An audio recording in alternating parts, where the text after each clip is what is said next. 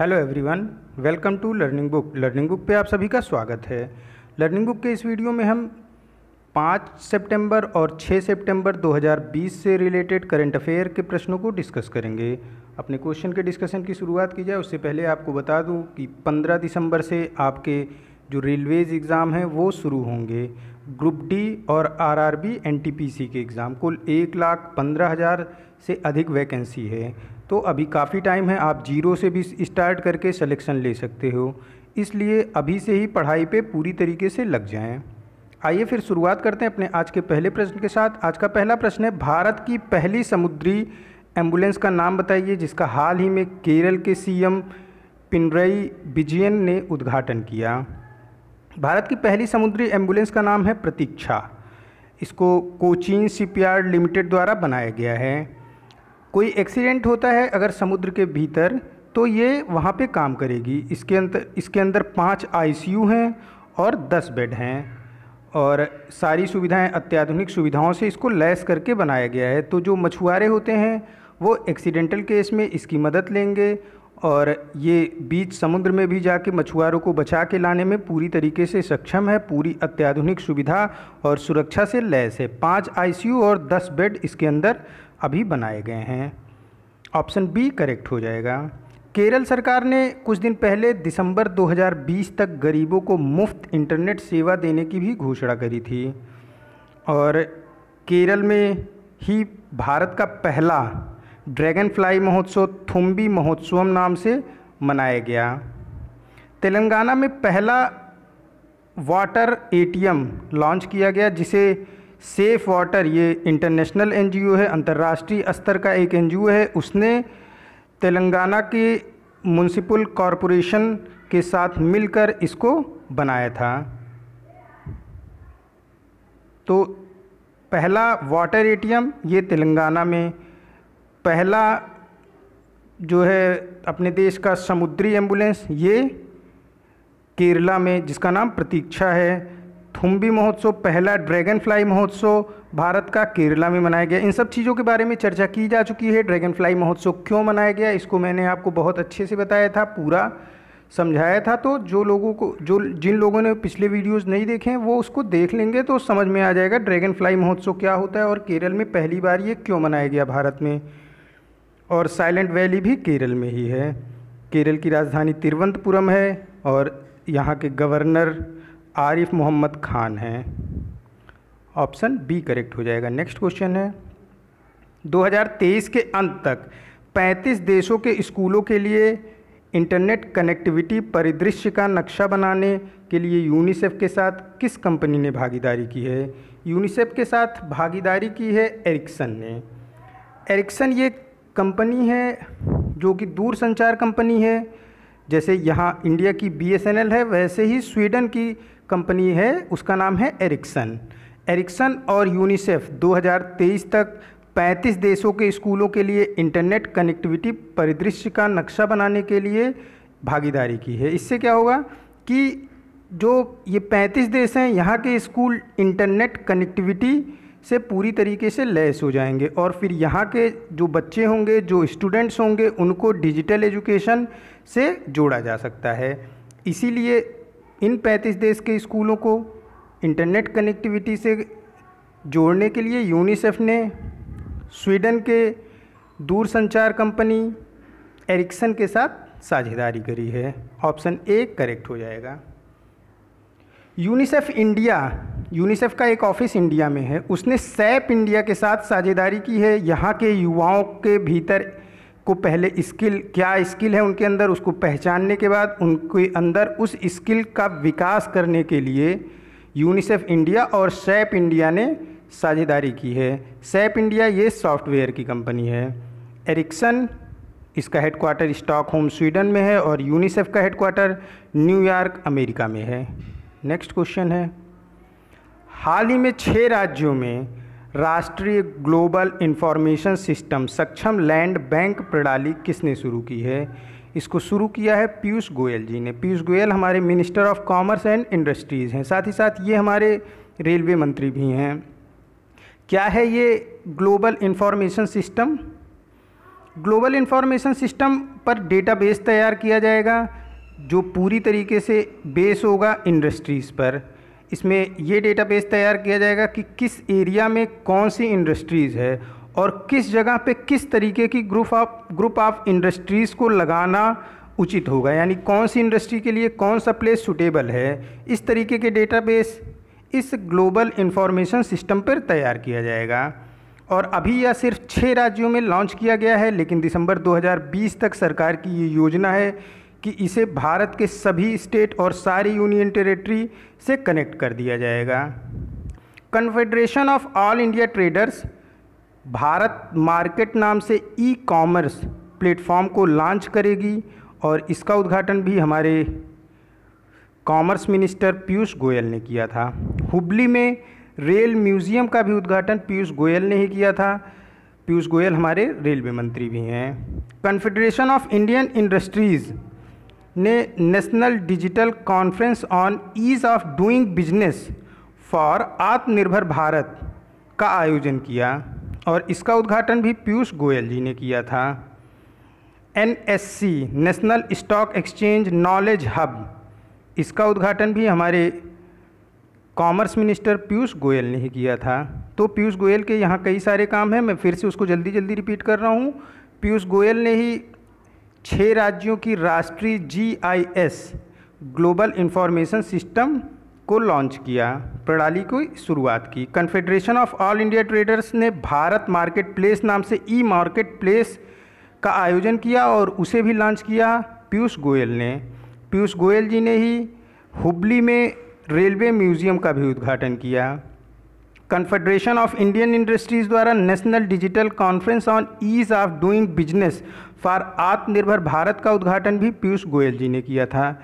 National stock exchange knowledge hub का भी उद्घाटन पीयूष गोयल जी ने किया। नेक्स्ट क्वेश्चन है, मानसिक स्वास्थ्य पुनर्वास शुरू करने के लिए किस मंत्रालय द्वारा किरण हेल्पलाइन की शुरुआत करी गई है?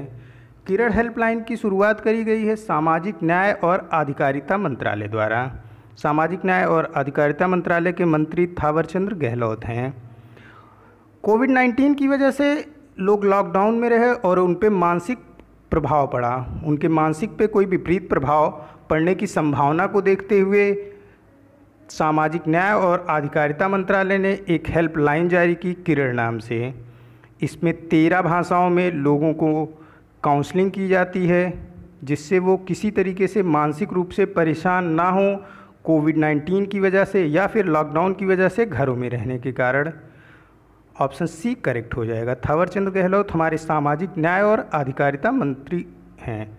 नशा मुक्ति भारत अभियान भी चलाया गया है सामाजिक न्याय और अधिकारिता मंत्रालय के द्वारा। इस अभियान में 272 जिलों का चुनाव किया गया जहां पे नशा काफ़ी तेज़ी से बढ़ रहा था और इन्हीं 272 जिलों में नशा मुक्ति भारत अभियान को चलाया गया है और 31 मार्च 2021 तक इस अभियान को लगातार इन 272 जिलों में चलाया जाएगा।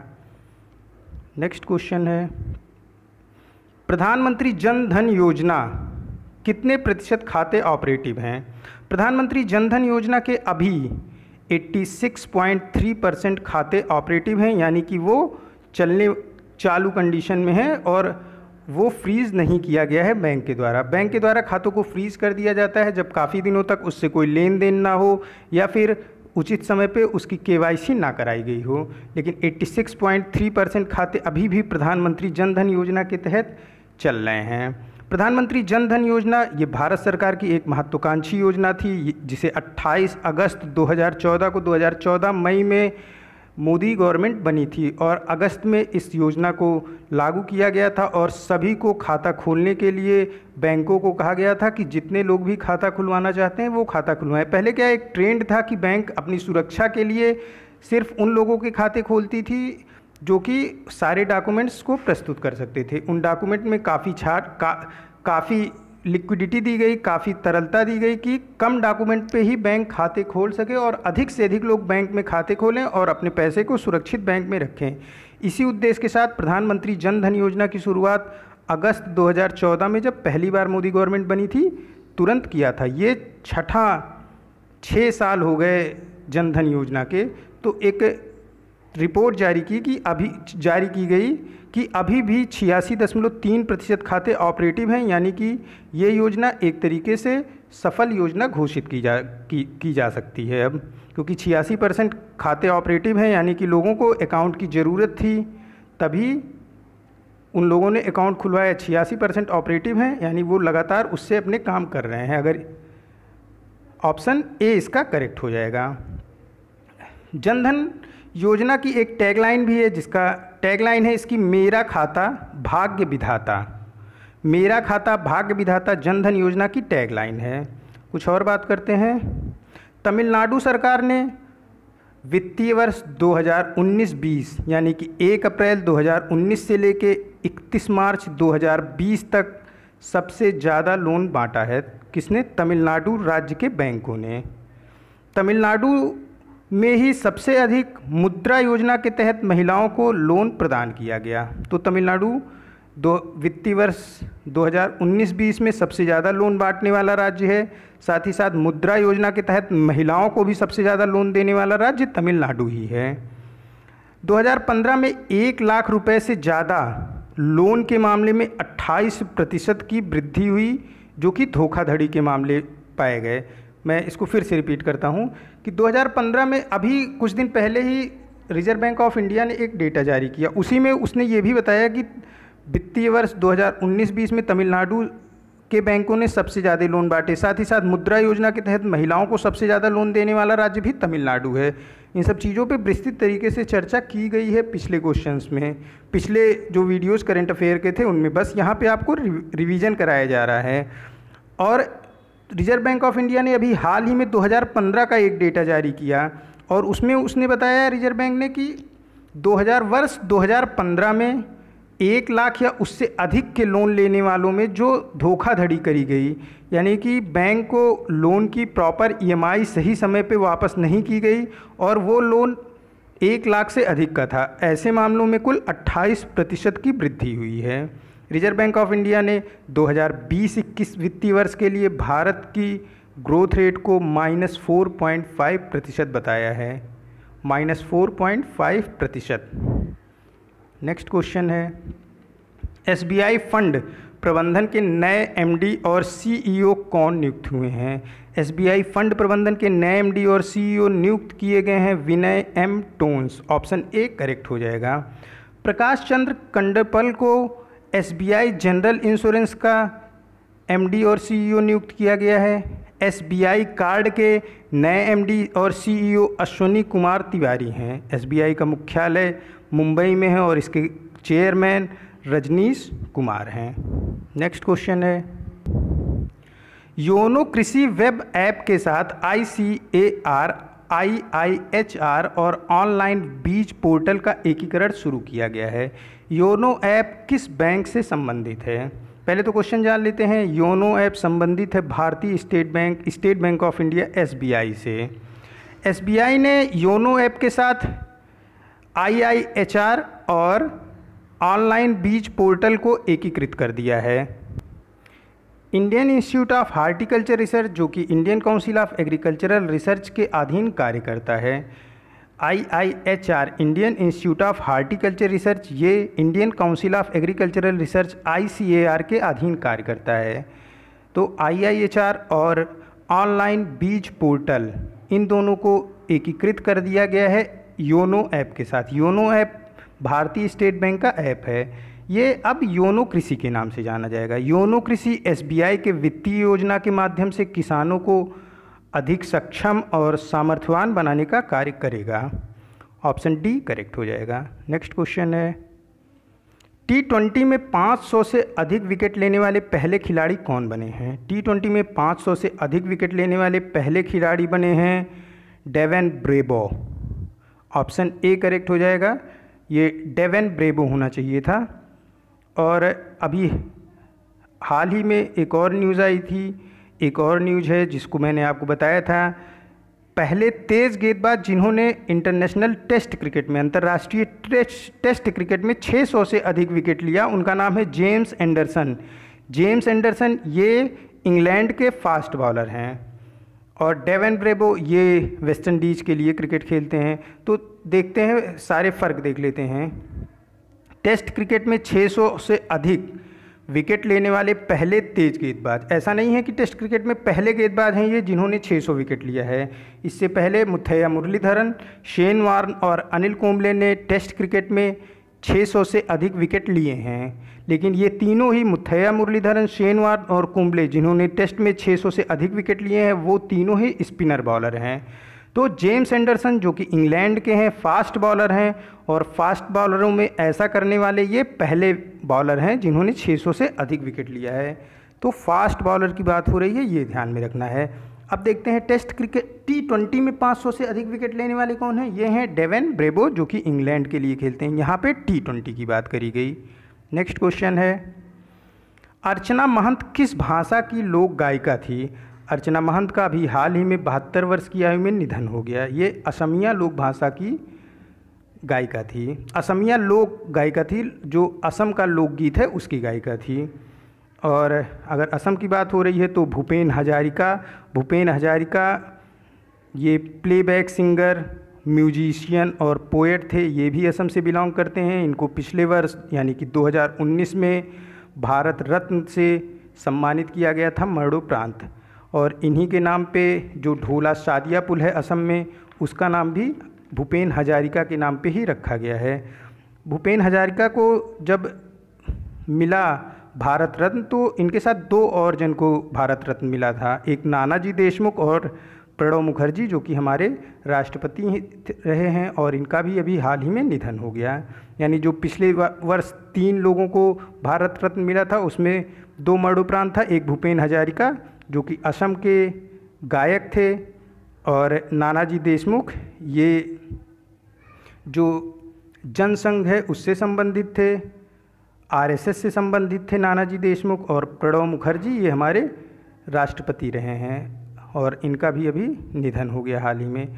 तो अर्चना महंत ये असमिया भाषा की लोक गायिका हैं। भूपेन हजारिका ये भी असम के गायक थे, और इन्हीं के नाम पे जो पूरे भारत का सबसे लंबा पुल है भूपेन हजारिका पुल, ढोला सादिया पुल, वो ढोला सादिया पुल का नाम भूपेन हजारिका पुल रखा गया है क्योंकि वो असम में ही ब्रह्मपुत्रा नदी पर बनाया गया है, जहाँ पे ऑप्शन बी करेक्ट हो जाएगा। नेक्स्ट क्वेश्चन है, छात्रों के लिए एक स्वस्थ शरीर स्वस्थ मन का अभियान किस राज्य ने शुरू किया है।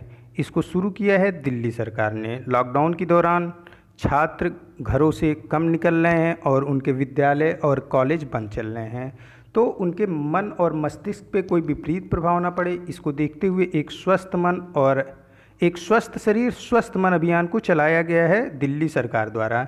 यह एक फिटनेस अभियान है। इसमें छात्रों को योगा और एक्सरसाइज कराया जाएगा जिससे उनके मन पे कोई प्रतिकूल प्रभाव ना पड़ने पाए लॉकडाउन का और विद्यालय ना जाने का। और एक स्वस्थ शरीर स्वस्थ मन नाम से ही यूट्यूब चैनल को लॉन्च किया है दिल्ली गवर्नमेंट ने। इस पे लगातार योगा, मेडिटेशन और एक्सरसाइज कराया जाएगा। जो दिल्ली के छात्र हैं, जो कॉलेज छात्र हैं और विद्यालय छात्र हैं, सभी के मन को स्वस्थ रखने का एक ये प्रयास है दिल्ली सरकार का। फिट इंडिया मूवमेंट भी चलाया गया है। ये चलाया गया है शिक्षा मंत्रालय और खेल मंत्रालय का संयुक्त अभियान है फिट इंडिया मूवमेंट।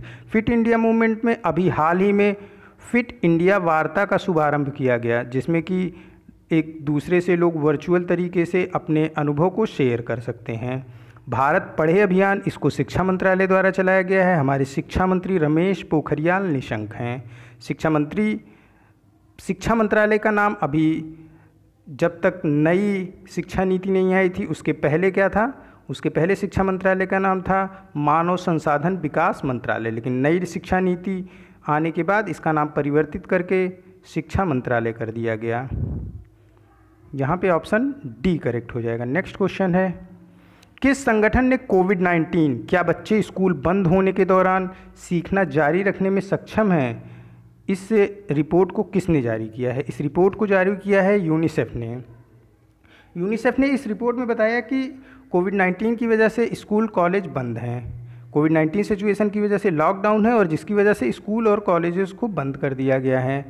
अब स्कूल और कॉलेज अपने स्तर से online classes, distance learning program को चला रहे हैं। कई तरीके के अभियान हैं, लेकिन सारे अभियान में एक चीज़ कॉमन है कि ये डिस्टेंस लर्निंग है और ऑनलाइन क्लासेस है। तो एक रिपोर्ट जारी की यूनिसेफ ने इस रिपोर्ट में बताया कि स्कूल कॉलेज बंद होने की वजह से सारे बच्चे सीखने में सक्षम नहीं हैं, और उन्होंने इस रिपोर्ट में बताया कि लगभग 463 मिलियन बच्चे कोविड-19 महामारी के कारण जो स्कूल में सिखाया जा रहा है उसे नहीं सीख पा रहे हैं। क्यों? क्योंकि उनके पास संसाधनों की कमी है, और जिस मोड से भी लर्निंग कराई जा रही है, जो लर्निंग मोड है, वही संसाधन उन बच्चों के पास नहीं है। अगर प्रतिशत में बच्चों की बात करें तो पूरे विश्व के 31% बच्चों के पास डिस्टेंस लर्निंग मोड के संसाधन नहीं हैं, और ये प्रतिशत 463 मिलियन बच्चे हैं टोटल, जो डिस्टेंस लर्निंग मोड के संसाधन की कमी की वजह से अभी जो भी कोविड-19 की वजह से डिस्टेंस लर्निंग ऑनलाइन प्रोग्राम स्कूलों द्वारा चलाया जा रहा है, उसे 31% बच्चे पूरे विश्व के या फिर 463 मिलियन बच्चे उसे सीख नहीं पा रहे हैं।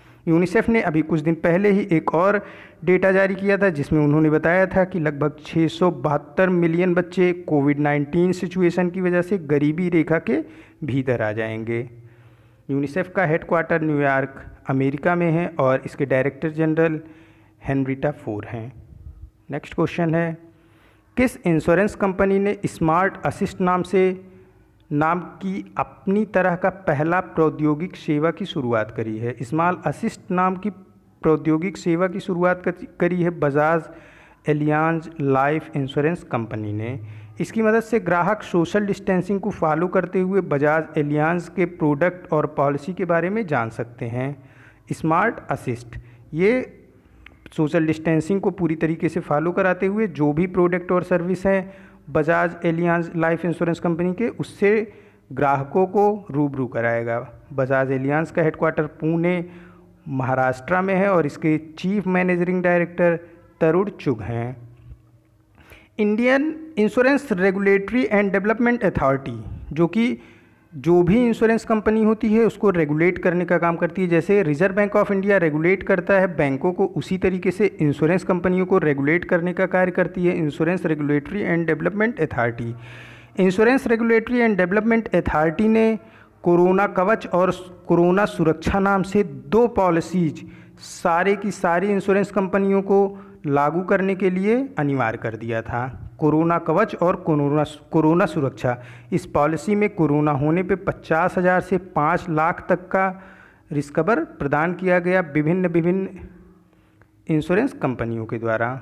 और ये अनिवार्य किसके द्वारा किया गया कि सारी कंपनियां इस पॉलिसी को अनिवार्य रूप से अपने यहाँ लागू करेंगी। इसको किया था insurance regulatory and development authority of India ने। ऑप्शन बी यहाँ पे करेक्ट हो जाएगा। और कोरोना कवच और कोरोना सुरक्षा ये दोनों भी ध्यान में रखना है। नेक्स्ट क्वेश्चन है, किस कंपनी ने एमएसएमई के लिए एक नया बाजार खोलने के लिए नेपाल में सस्तो डील होना चाहिए, यहाँ सस्तो डीएल हो गया है, सस्तो डील के साथ समझौता किया। देखो सस्ता डील, इसको नेपाली लैंग्वेज में बोलेंगे तो बोलेंगे सस्तो डील या सस्ता डील हिंदी और सस्तो डील इंग्लिश में। सस्तो डील नेपाल की एक ई कॉमर्स कंपनी है। इसने फ्लिपकार्ट के साथ समझौता किया है नया बाजार खोलने के लिए। न्यू मार्केट खोलेगी ये, ऑनलाइन मार्केट, दोनों मिलकर काम करेंगे नेपाल में। सस्तो डील ये नेपाल की कंपनी है और फ्लिपकार्ट के साथ इसने समझौता किया है। ऑप्शन बी करेक्ट हो जाएगा। फ्लिपकार्ट ने यूपी गवर्नमेंट के साथ 1 डिस्ट्रिक्ट 1 प्रोडक्ट के लिए समझौता किया है। फ्लिपकार्ट ने ही बिहार गवर्नमेंट के साथ समझौता किया था। मुजफ्फरपुर की शाही लीची को फ्लिपकार्ट पे बेचा जाएगा और भागलपुर का जर्दालू आम, ये भी बिहार का है, ये दोनों फ्लिपकार्ट पे बेचने के लिए बिहार सरकार ने फ्लिपकार्ट के साथ समझौता किया था। मुजफ्फरपुर की शाही लीची और भागलपुर का जर्दालू आम, इन दोनों को जीआई टैग प्राप्त है। कर्नाटक मैंगो बोर्ड ने भी कर्नाटका में पैदा होने वाले आम को फ्लिपकार्ट के जरिए इस वर्ष बेचा है।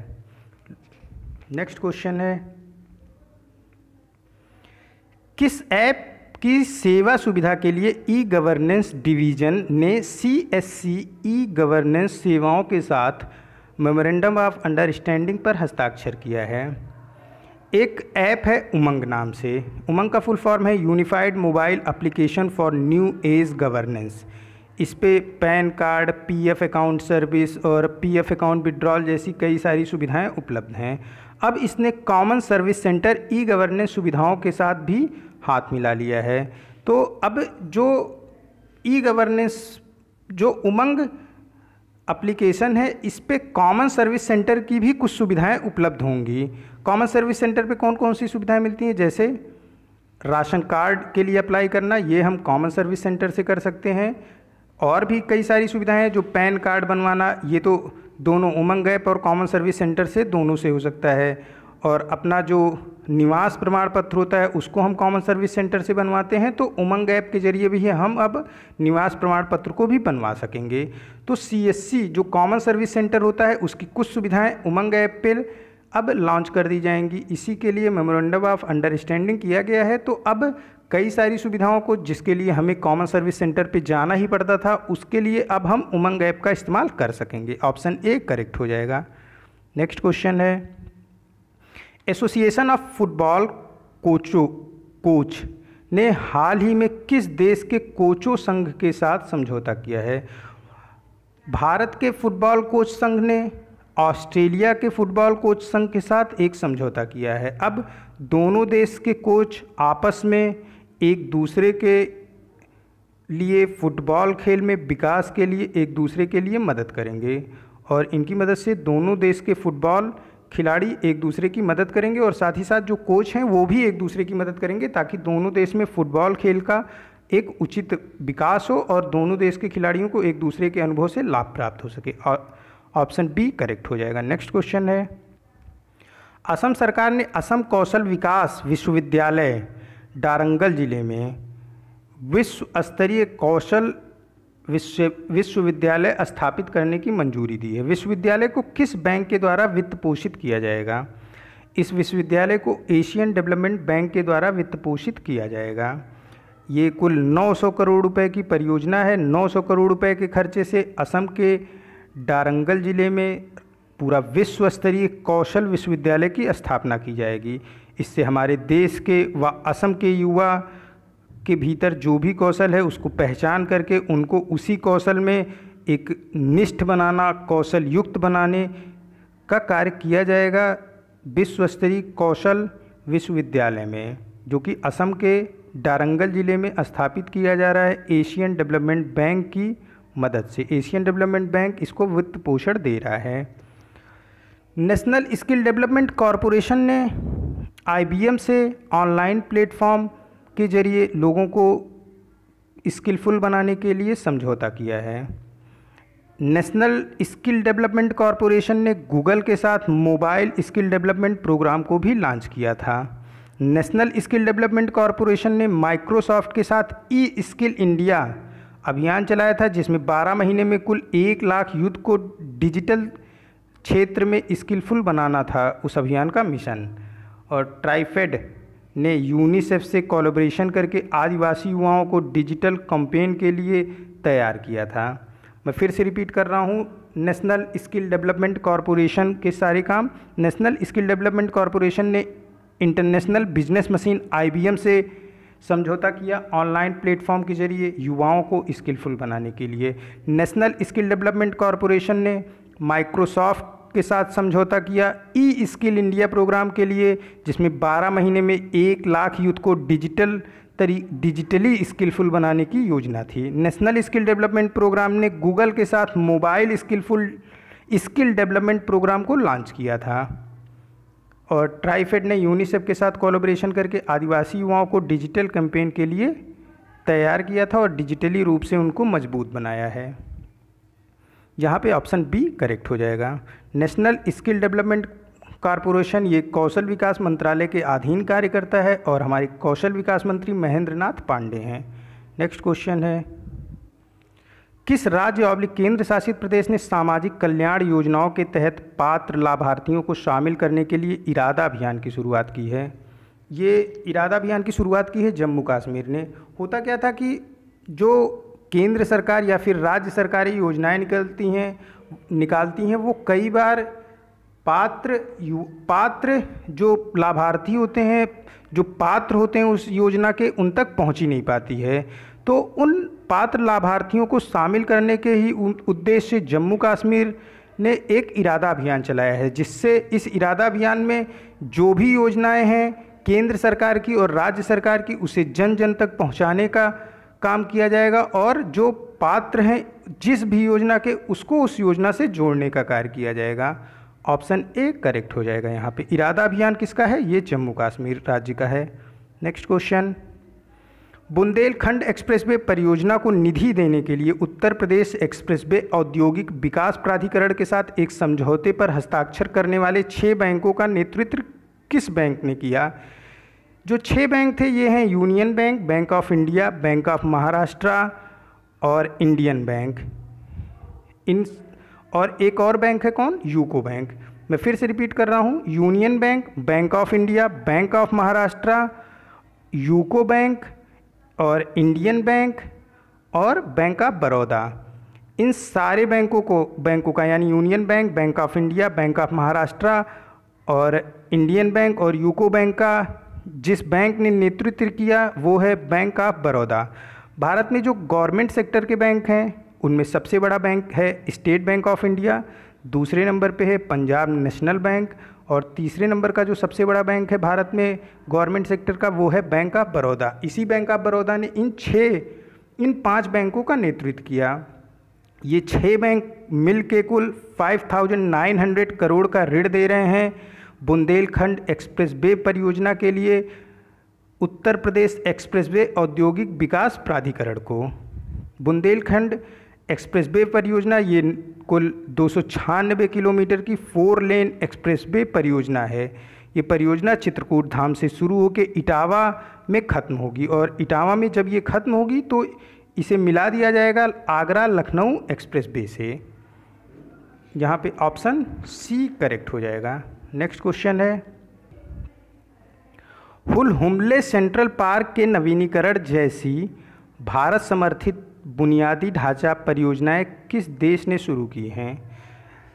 देखो, भारत और मालदीव ने अभी कुछ दिन पहले ही टूरिज्म सेक्टर विकास के लिए समझौता ज्ञापन पर हस्ताक्षर किया, जिसमें भारत मदद करेगा मालदीव की वहाँ के टूरिज्म प्लेस को विकसित करने में। उसी समझौता के तहत भारत विकसित कर रहा है हुल हुम्ले सेंट्रल पार्क, जो कि हुल हुम्ले सेंट्रल पार्क ये मालदीव की राजधानी माले में स्थित है। तो ऑप्शन कौन सा करेक्ट हो जाएगा? डी करेक्ट हो जाएगा। और ये किस योजना के तहत? भारत ने एक समझौता किया था मालदीव के साथ कि मालदीव में जो टूरिज्म प्लेस हैं उनको विकसित करने में भारत उनकी मदद करेगा। उसी के तहत ये कार्य किया जा रहा है तो यहाँ पे 2 क्वेश्चन याद रखेंगे। एक तो ये कि हुल हुम्ले सेंट्रल पार्क का नवीनीकरण में मालदीव की मदद कौन कर रहा है? तो भारत कर रहा है। दूसरा क्वेश्चन, हुल हुम्ले सेंट्रल पार्क कहाँ पे स्थित है? ये स्थित है मालदीव में। ऑप्शन डी करेक्ट हो जाएगा। किस निजी क्षेत्र के बैंक ने ग्राहकों को डिजिटल सेवा को बढ़ाने के लिए एडोब के साथ समझौता किया है? HDFC ने ग्राहकों के बीच डिजिटल सेवा को बढ़ाने के लिए एडोब के साथ समझौता किया है। एडोब INC ये American multinational computer software company है। एडोब INC का हेडक्वार्टर कैलिफोर्निया अमेरिका में स्थित है और इसने HDFC बैंक के साथ समझौता किया है। HDFC बैंक भारतीय प्राइवेट सेक्टर का सबसे बड़ा बैंक है और HDFC बैंक के 9% शेयर को खरीदा है चाइना के सेंट्रल बैंक ने। इंडिया का central bank reserve bank of India, उसी तरीके से चाइना का सेंट्रल बैंक है पीपल बैंक ऑफ चाइना। उसने भारत के HDFC बैंक के 9.01% शेयर को खरीदा है। यहाँ पे ऑप्शन ए करेक्ट हो जाएगा। नेक्स्ट क्वेश्चन है, किस कंपनी ने इलेक्ट्रिक वाणिज्यिक वाहनों को विकसित करने के लिए इजराइल की री के साथ एक समझौता किया है? इजराइल की री के साथ समझौता किया है महिंद्रा एंड महिंद्रा ने। री जो है ये कार मैन्युफैक्चरिंग कंपनी है इजराइल की। अब महिंद्रा एंड महिंद्रा वाणिज्यिक वाहनों को विकसित करने के लिए और ये वाणिज्यिक वाहन इलेक्ट्रॉनिक वाणिज्यिक वाहन होंगे। इसके लिए उसने री, जो कि इजराइल की कार मैन्युफैक्चरिंग कंपनी है, उसके साथ समझौता किया है। क्या है ये वाणिज्यिक वाहन? ऐसे वाहन जिससे जो कि वाणिज्यिक पर्पज के लिए इस्तेमाल किए जाते हैं, जैसे ट्रक से हम सामान को एक स्थान से दूसरे स्थान ले जाते हैं। यानी आप ये सोच लो कि वो वाहन जिन्हें बिजनेस पर्पज के लिए यूज़ किया जाता है। ट्रैंकर के जरिए से हम फ्यूल ऑयल को एक स्थान से दूसरे स्थान तक ले जाते हैं, और साथ ही साथ लिक्विड के भी जो भी लिक्विड आइटम है, मिल्क को भी हम ट्रैंकर के जरिए ले जाते हैं। ट्रक के जरिए हम सामान को ले जाते हैं, और कई सारे ट्रकों पे तो कई सारी बाइक, कार, ट्रैक्टर, ये सब भी लद के एक स्थान से दूसरे स्थान तक जाते हैं। तो क्या होता है, इनकी पावर बहुत ज़्यादा होनी चाहिए, और जो इलेक्ट्रिक वाहन होते हैं उनकी पावर, वो उतने पावर के उसको खींचने में सक्षम नहीं है भारत के इलेक्ट्रिक वाहन। इसी के लिए भारत की महिंद्रा एंड महिंद्रा कंपनी ने इलेक्ट्रिक वाहनों की वाणिज्यिक इलेक्ट्रिक वाहनों में कॉमर्शियल व्हीकल को विकसित करने के उद्देश्य से री कंपनी जो है इजराइल की, उसके साथ समझौता किया है। री के साथ समझौता किया है महिंद्रा एंड महिंद्रा ने, किस लिए? इलेक्ट्रिक कॉमर्शियल वाहनों को विकसित करने के लिए इंडिया में। ऑप्शन बी करेक्ट हो जाएगा। महिंद्रा एंड महिंद्रा का जो हेडक्वार्टर है ये मुंबई में है, और आनंद महिंद्रा इसके फाउंडर हैं, CEO हैं। नेक्स्ट क्वेश्चन है, DRDO प्रयोगशालाओं की समीक्षा करने के लिए केंद्र सरकार द्वारा गठित 5 सदस्यीय समिति का प्रमुख कौन है? DRDO की पूरे देश में कुल 57 लैब्स हैं, और इन लैब्स में क्या सुविधाएं हैं, क्या असुविधाएं हैं, कौन से नियम हैं, कौन से नियम पुराने हो चुके हैं जिन्हें बदलने की ज़रूरत है, इन सभी मुद्दों के लिए 5 सदस्यीय समिति बनाई गई है, जिसके प्रमुख हैं वैद्य राम गोपाल राव। और ये एक सुझाव देंगे कि इन 57 लैब्स, जो DRDO के पूरे 57 लैब्स पूरे इंडिया के अलग अलग स्थानों पे हैं, इनमें कौन सी कमी है, कौन सी और सुविधा की आवश्यकता है, या इसमें जो भी नियम कानून चल रहे हैं उसमें से कौन नियम कानून पुराने हो गए हैं और उनको परिवर्तित करके कौन से नए नियम कानून इन लैबों के संचालन में जोड़ने की ज़रूरत है, इन्हीं सब मुद्दों पर प्रकाश डालेगी ये 5 सदस्यीय समिति, जिसके प्रमुख हैं Vaidya Ram Gopal Rao. Option A correct हो जाएगा। DRDO defence research development and organisation, इसका हेडक्वार्टर नई दिल्ली में है, और इसके चेयरमैन जी सतीश रेड्डी हैं। जी सतीश रेड्डी को अभी कुछ दिन पहले ही मैंने क्वेश्चन कराया था कि इन्हें 2 साल का, इनके कार्यकाल को 2 साल का एक्सटेंशन दिया गया है केंद्र सरकार के द्वारा। ये अभी रिटायर हो रहे थे अगस्त महीने में ही, और इन्हें 2 साल का एक्सटेंशन दे दिया गया है केंद्र सरकार के द्वारा। DRDO ने दिल्ली में 12 दिनों के भीतर 1000 बेड का कोविड-19 हॉस्पिटल तैयार किया, जिसका नाम है सरदार वल्लभ भाई पटेल हॉस्पिटल। DRDO ने ही पटना में 500 बेड का हॉस्पिटल भी तैयार किया है। DRDO ने लद्दाख में कोविड-19 टेस्टिंग लैब की भी स्थापना की है, जो पूरे विश्व का सबसे ऊंचाई पर स्थित कोविड-19 टेस्टिंग लैब है लद्दाख के लेह में। DRDO ने ध्रुवा नाम से एक UV सैनिटाइज़र को विकसित किया है। ये एक बॉक्स है जिससे अल्ट्रावायलेट किरणें निकलती हैं। इसमें आप अपने हैंकी, वॉलेट, की, जो हाथों में रिंग्स पहने जाते हैं, इन सबको सैनिटाइज कर सकते हैं। DRDO ने भारत नाम से एक ड्रोन को भी विकसित किया है अभी हाल ही में, जिसको DRDO ने हमारी आर्मी को सौंप दिया है। और आर्मी LAC, जो चाइना के साथ अभी हमारा टेंशन चल रहा है, तनाव की स्थिति में है, चाइना और भारत के बीच का जो सीमा है, वहाँ पे जो LAC के ऊंचाई वाले क्षेत्र पे हैं, ये DRDO द्वारा बनाया गया भारत ड्रोन्स इन ऊंचाई वाले क्षेत्रों पर चीनी सैनिकों पर नज़र रख रहा है और हमारे सैनिकों की मदद कर रहा है। भारत ड्रोन जिसे भी बनाया है DRDO ने। नेक्स्ट क्वेश्चन है, 5वीं ब्रिक्स उद्योग मंत्रियों की बैठक में भारत का प्रतिनिधित्व किसने किया? 5वीं ब्रिक्स उद्योग मंत्रियों की बैठक में भारत का प्रतिनिधित्व किया हमारे उद्योग राज्य मंत्री सोम प्रकाश ने। देखिए, हमारे जो उद्योग मंत्री, जो उद्योग के केंद्रीय मंत्री हैं, ये हैं पीयूष गोयल। और 2 मंत्री होते हैं किसी भी मंत्रालय में, एक राज्य मंत्री होते हैं और एक जो है कैबिनेट मिनिस्टर होते हैं। तो जो राज्य मंत्री हैं वो हैं सोम प्रकाश, और जो कैबिनेट मिनिस्टर हैं वो हैं पीयूष गोयल। पीयूष गोयल के पास 2 मंत्रालय है, एक ministry of commerce and industries के मंत्री हैं, दूसरे रेलवे मिनिस्ट्री के मंत्री पीयूष गोयल हैं। और सोम प्रकाश हमारे राज्य मंत्री हैं ministry of commerce and industries के। वाणिज्यिक और उद्योग के राज्य मंत्री सोम प्रकाश ने 5वीं ब्रिक्स उद्योग मंत्रियों की बैठक में भारत का प्रतिनिधित्व किया। ब्रिक्स ये 5 देशों का समूह है और इसके नाम में ही ये 5 देश हैं। BRICS, B for Brazil, R for Russia, I for India, C for China और एस फॉर साउथ अफ्रीका। इस बैठक में 5G नेटवर्क, आर्टिफिशियल इंटेलिजेंस, औद्योगिक इंटरनेट जैसे क्षेत्रों में सहयोग बढ़ाने पर चर्चा की गई और ये 5 देश एक दूसरे का सहयोग करेंगे 5G नेटवर्क के क्षेत्र में, आर्टिफिशियल इंटेलिजेंस बढ़ाने के लिए और औद्योगिक इंटरनेट की अलग स्थापना करने के लिए। उद्योग धंधे में जो इंटरनेट इस्तेमाल हो रहा है उसको अलग तरीके से विकसित करने के लिए भी इसमें चर्चा हुई। ऑप्शन बी करेक्ट हो जाएगा, सोम प्रकाश। नेक्स्ट क्वेश्चन है, software technology park of India STPI ने दिसंबर 2020 तक कितने उत्कृष्ट केंद्र स्थापित करने की योजना बनाई है?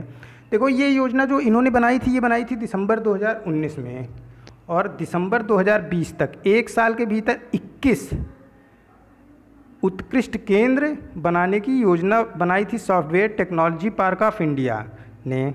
इस क्वेश्चन को मैं इसलिए करा रहा हूँ क्योंकि अब सितंबर चल रहा है और 3 महीने बचेंगे, तो ये क्वेश्चन कभी भी पूछा जा सकता है क्योंकि ये दिसंबर में बनाई गई थी लेकिन ये करंट में बना हुआ है।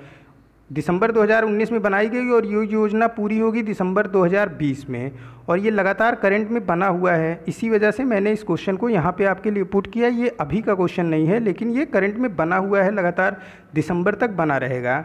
ऑप्शन करेक्ट हो जाएगा सी। 21 उत्कृष्ट केंद्र स्थापित करने की योजना बनाई है software technology park of India ने। Software technology park of India का हेडक्वार्टर बेंगलुरु में है। Software technology park of India ये ministry of electronics and information technology के अधीन कार्य करती है। हमारे इलेक्ट्रॉनिक्स एंड इंफॉर्मेशन टेक्नोलॉजी के मंत्री रविशंकर प्रसाद हैं। उत्कृष्ट केंद्र क्या होता है? उत्कृष्ट केंद्र में विश्व स्तरीय सुविधा प्रदान की जाएगी सॉफ्टवेयर डेवलप करने के लिए, इसीलिए ये योजना बनाई है। विश्व स्तरीय सुविधा के तहत विश्व स्तरीय सुविधा प्रदान की जाएगी तो हम अच्छे और उच्च क्वालिटी के सॉफ्टवेयर को भी डेवलप कर सकेंगे। इसीलिए software technology park of India ने दिसंबर 2020 तक कुल 21 उत्कृष्ट केंद्रों को स्थापित करने की योजना बनाई है। ये 21 उत्कृष्ट केंद्र पूरे भारत में अलग अलग स्थानों पर स्थापित किए जाएंगे। ऑप्शन सी करेक्ट हो जाएगा। नेक्स्ट क्वेश्चन है, national security challenges young scholar prospective नामक पुस्तक का विमोचन किसने किया? National security challenges young scholar prospective पुस्तक का विमोचन किया हमारे आर्मी चीफ मनोज मुकुंद नरवाने ने। ऑप्शन बी करेक्ट हो जाएगा। इस पुस्तक में 1971 में भारत और पाकिस्तान युद्ध पर चर्चा हुई और 1971 युद्ध के बाद ही बांग्लादेश एक अलग देश घोषित हुआ था और उस 1971 में बांग्लादेश को अलग देश घोषित करने के लिए भारत और पाकिस्तान के बीच युद्ध हुआ था। इस पुस्तक में इस युद्ध की जो रणनीति थी, जिस रणनीति के तहत भारत को विजय प्राप्त हुई थी, उस पर चर्चा की गई है और मनोज मुकुंद नरवाने ने ये आशा व्यक्त की है कि ये पुस्तक जो भी सुरक्षा संबंधी छात्र हैं और उनके लिए ये पुस्तक बहुत ही महत्वपूर्ण सिद्ध होगी। इसमें उन्होंने कहा है कि इसे स्नातक से PhD तक के किसी भी छात्र इस पुस्तक को पढ़ के ज्ञान लाभ प्राप्त कर सकते हैं। मनोज मुकुंद नरवाने हमारे आर्मी चीफ हैं। ऑप्शन बी करेक्ट हो जाएगा। नेक्स्ट क्वेश्चन है, उस एप्लीकेशन का नाम बताइए जिसे रक्षा मंत्री राजनाथ सिंह ने NCC प्रशिक्षण के लिए लॉन्च किया है।